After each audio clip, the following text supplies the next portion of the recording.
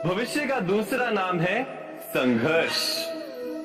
हृदय में आज इच्छा होती है और यदि पूर्ण नहीं हो पाती तो हृदय भविष्य की योजना बनाता है। भविष्य में इच्छा पूर्ण होगी ऐसी कल्पना करता रहता है, किंतु जीवन ना तो भविष्य में है ना अतीत में। जीवन तो इस क्षण का नाम, अर्थात इस क्षण का अनुभव ही जीवन का अनुभव। पर हम ये जानते हुए भी इतना सा सत्य समझ नहीं पाते। या तो हम बीते हुए समय के स्मरणों को घेर कर बैठे रहते, या फिर आने वाले समय के लिए हम योजनाएं बनाते रहते हैं और जीवन जीवन बीत जाता है। एक सत्य यदि हम हृदय में उतार लें कि ना हम भविष्य देख सकते हैं, ना ही भविष्य निर्मित कर सकते हैं, हम तो केवल धैर्य और साहस के साथ भविष्य को आलिंगन दे सकते हैं, स्वागत कर सकते हैं भविष्य का। तो क्या जीवन का हर पल जीवन से नहीं भर जाएगा? स्वयं विचार कीजिए।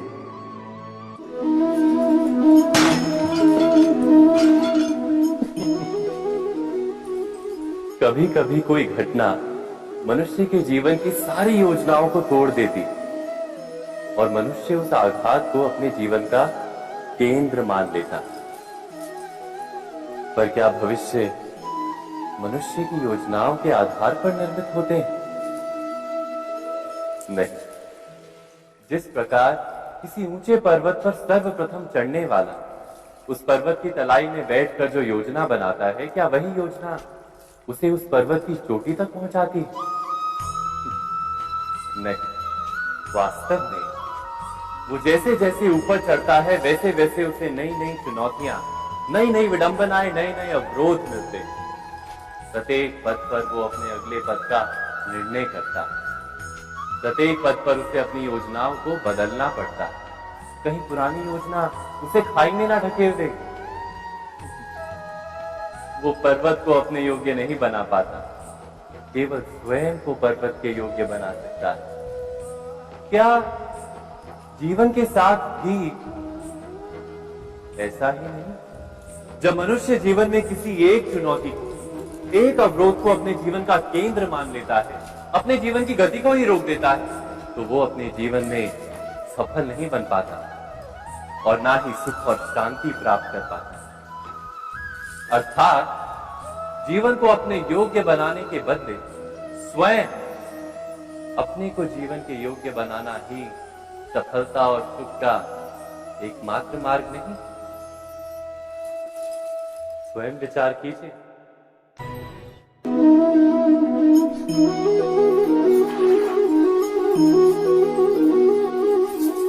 पिता सदा ही अपने संतान के सुख की कामना करते, उनके भविष्य की चिंता करते रहते। इसी कारणवश सदा ही अपने संतानों के भविष्य का मार्ग स्वयं निश्चित करने का प्रयत्न करते रहते। जिस मार्ग पर पिता स्वयं चला है, जिस मार्ग के कंकर पत्थर को स्वयं देखा है, मार्ग की छाया, मार्ग की धूप को स्वयं जाना है, उसी मार्ग पर उसका पुत्र भी चले, यही इच्छा रहती है हर पिता की। निस्संदेह उत्तम भावना है ये,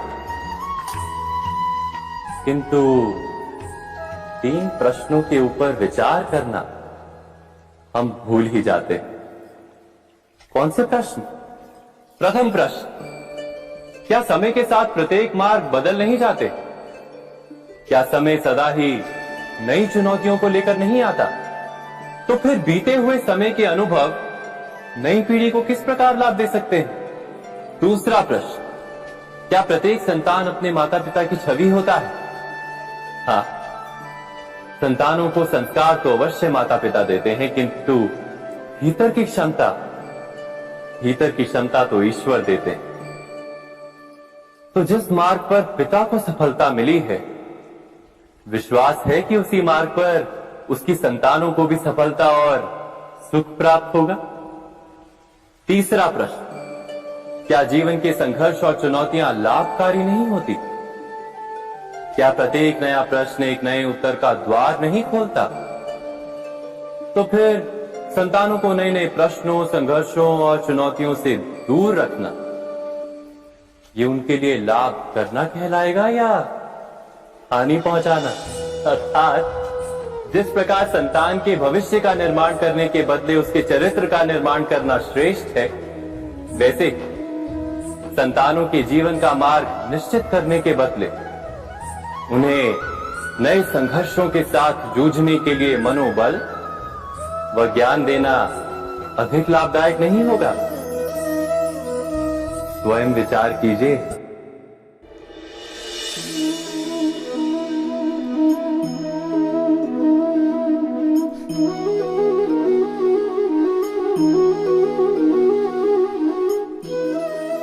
जीवन का हर क्षण निर्णय का क्षण होता है।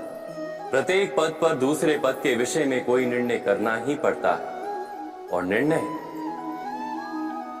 अपना प्रभाव छोड़ जाता है। आज किए गए निर्णय भविष्य में सुख अथवा दुख निर्मित करते हैं, ना केवल अपने लिए, अपने परिवार के लिए, आने वाली पीढ़ियों के लिए। जब कोई दुविधा सामने आती है तो मन व्याकुल हो जाता है, अनिश्चय से भर जाता है। निर्णय का वो क्षण युद्ध बन जाता है और मन बन जाता है युद्ध भूमि।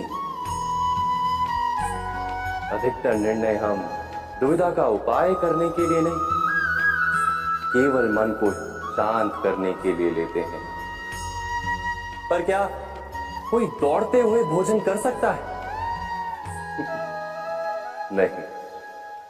तो क्या युद्ध से जूझता हुआ मन कोई योग्य निर्णय ले पाएगा? वास्तव में शांत मन से जब कोई निर्णय करता है तो अपने लिए सुखद भविष्य बनाता है, किंतु अपने मन को शांत करने के लिए जब कोई निर्णय करता है तो वो व्यक्ति भविष्य में अपने लिए कांटों भरा वृक्ष लगाता है। स्वयं विचार कीजिएगा।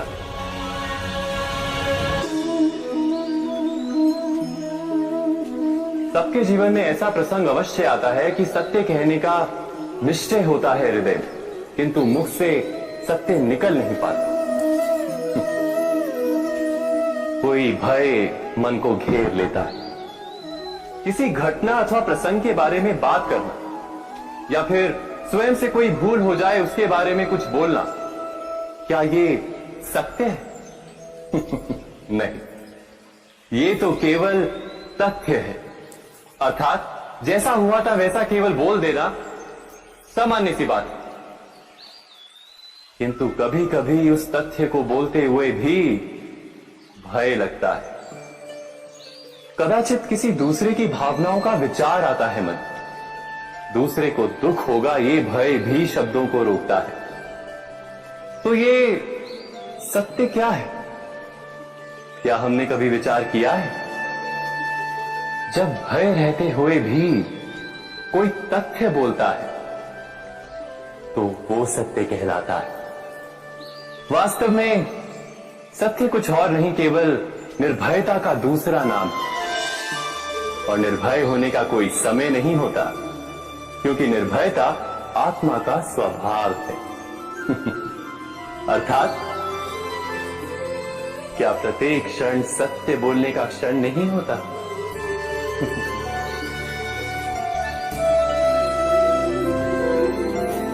स्वयं विचार कीजिए। जीवन में आने वाले संघर्षों के लिए जब मनुष्य स्वयं को योग्य नहीं मानता, जब उसे अपने ही बल पर विश्वास नहीं रहता, तब वो सद्गुणों को त्याग कर दुर्गुणों को अपनाता है। वस्तुतः मनुष्य के जीवन में दुर्जनता जन्म ही तब लेती है जब उसके अंतर में आत्मविश्वास नहीं होता। आत्मविश्वास ही अच्छाई को धारण करता है। ये आत्मविश्वास है क्या?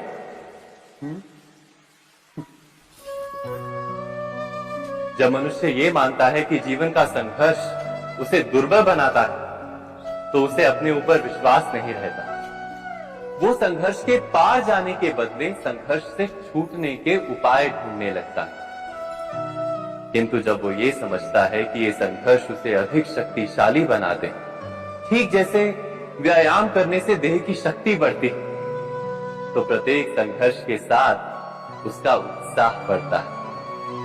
अर्थात आत्मविश्वास और कुछ भी नहीं, मन की स्थिति जीवन को देखने का दृष्टिकोण मात्र है, और जीवन का दृष्टिकोण तो मनुष्य के अपने वश में होता है।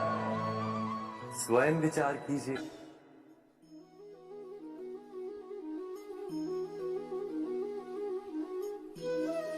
ज्ञान प्राप्ति सदा ही समर्पण से होती है, ये हम सब जानते हैं। किंतु समर्पण का वास्तविक महत्व क्या है? क्या हमने कभी विचार किया? मनुष्य का मन सदा ही ज्ञान प्राप्ति में विभिन्न बाधाओं को उत्पन्न करता है। कभी किसी अन्य विद्यार्थी से ईर्ष्या हो जाती है, कभी पढ़ाए हुए पाठों पर संदेह जमता है, और कभी गुरु द्वारा दिया गया दंड मन को अहंकार से भर देता है। नहीं, क्या ऐसा नहीं होता? न जाने कैसे कैसे विचार मन को भटकाते हैं, और मन की इसी अयोग्य स्थिति के कारण हम ज्ञान प्राप्त नहीं कर पाते। मन की योग्य स्थिति केवल समर्पण से निर्मित होती है। समर्पण मनुष्य के अहंकार का नाश करता है, ईर्ष्या, महत्वाकांक्षा आदि भावनाओं को दूर कर हृदय को शांत करता है और मन को एकाग्र करता है। वास्तव में ईश्वर की सृष्टि में ना ज्ञान की मर्यादा है, ना ज्ञानियों की। गुरु दत्तात्रेय ने तो गाय और श्वान से भी ज्ञान प्राप्त कर लिया था। अर्थात विषय ब्रह्म ज्ञान का हो, या जीवन के ज्ञान का, या गुरुकुल में प्राप्त होने वाले ज्ञान का, उसकी प्राप्ति के लिए गुरु से अधिक महत्व है उस गुरु के प्रति हमारा समर्पण। क्या ये सत्य नहीं?